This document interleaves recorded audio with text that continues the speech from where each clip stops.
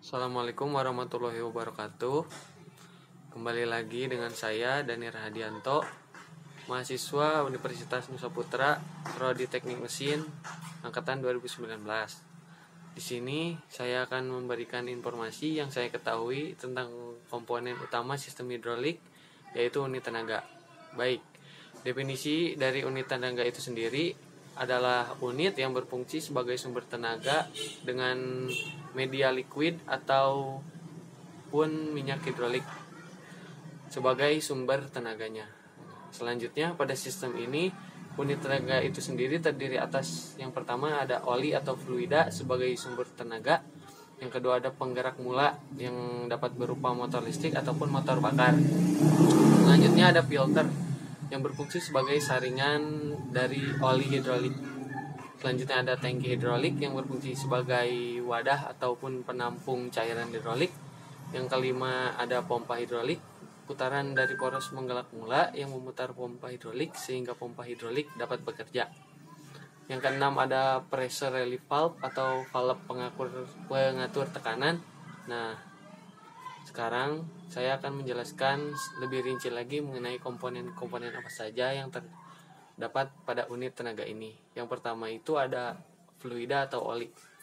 Fluida merupakan unsur terpenting yang tak dapat dipisahkan dalam suatu sistem hidrolik karena merupakan sumber penggerak yang dipompakan dari sebuah reservoir melalui katup pengontrol dan diteruskan ke silinder dan motor hidrolik guna mendapatkan tenaga. Yang satu ini merupakan hal yang berkaitan erat dengan fluida atau oli, yaitu viskositas atau nilai kekentalan. Definisi dari viskositas itu sendiri merupakan nilai tahanan di dalam cairan untuk mengalir. Apabila cairan itu mudah mengalir, dapat dikatakan bahwa ia memiliki nilai viskositas yang rendah dan kondisinya encer.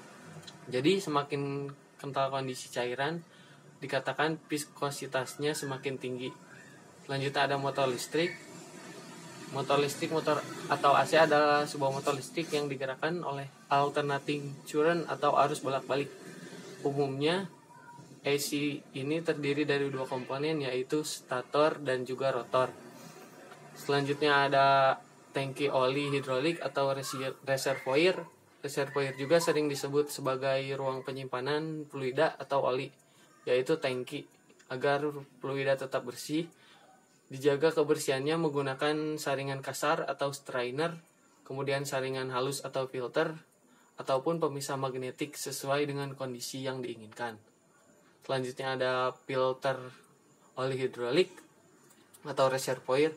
Filter atau saringan hidrolik pada umumnya terdiri dari filter kasar atau strainer dan juga filter atau saringan halus, atau umumnya juga dilengkapi dengan filter yang berfungsi untuk memisahkan kotoran yang ada agar tidak terbawa pada saat proses kerja sistem hidrolik yang akan menurunkan performa dari sistem hidrolik tersebut. Pompa hidrolik pada dasarnya, sistem hidrolik merupakan sebuah sistem yang memanfaatkan fluida untuk menghasilkan tenaga mekanis. Fluida tersebut akan disalurkan ke semua bagian sistem hidrolik yang ada.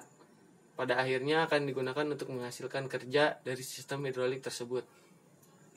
Sehingga dibutuhkanlah fluida bertekanan untuk mengalir di sistem hidrolik. Fluida tersebut akan menghasilkan tekanan yang tinggi berdasarkan kinerja dari pompa hidrolik.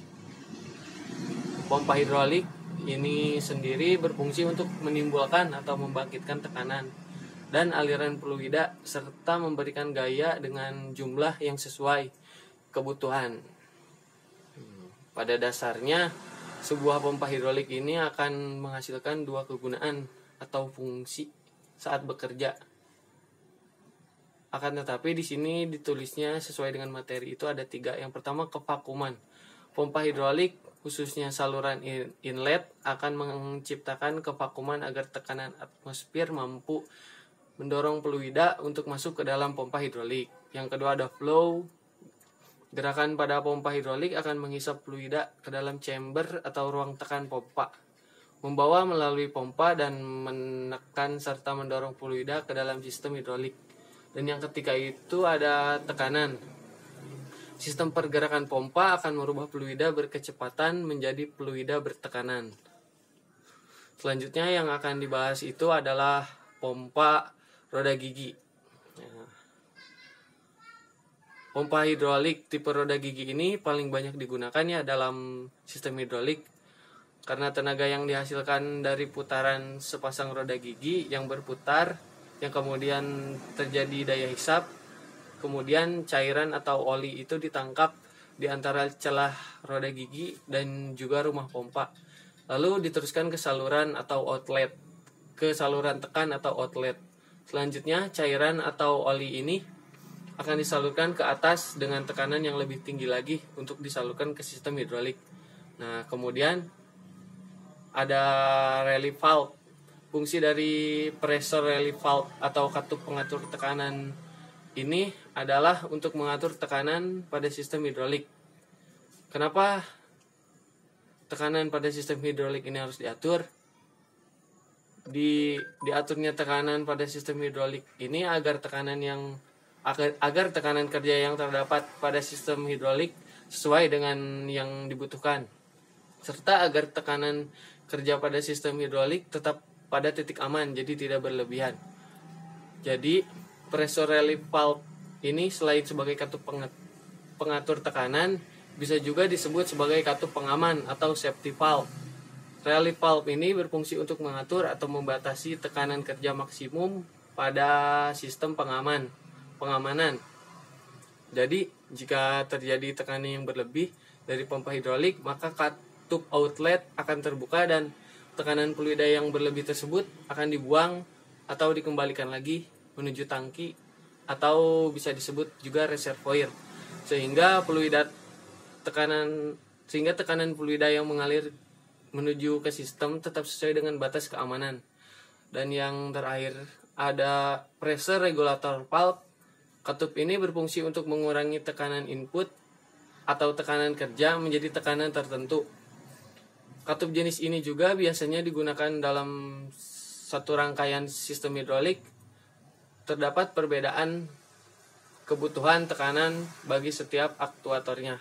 Misalkan aktuator pertama ini berfungsi sebagai pendorong ya, pendorong benda kerja saja, sedangkan si aktuator yang kedua itu berfungsi sebagai alat stamping ataupun embossing. Jadi kebutuhan tekanannya antara aktuator yang pertama dan kedua itu otomatis berbeda dong. Nah, aktuator yang pertama tidak membutuhkan tekanan yang terlalu besar karena hanya sebagai pendorong saja. Nah, sedangkan aktuator yang kedua kan akan membutuhkan tekanan yang lebih besar karena berfungsi sebagai alat pencetak. Mungkin itu saja yang dapat saya sampaikan pada kesempatan kali ini. Semoga bermanfaat. Untuk kurang dan lebihnya mohon maaf. Assalamualaikum warahmatullahi wabarakatuh.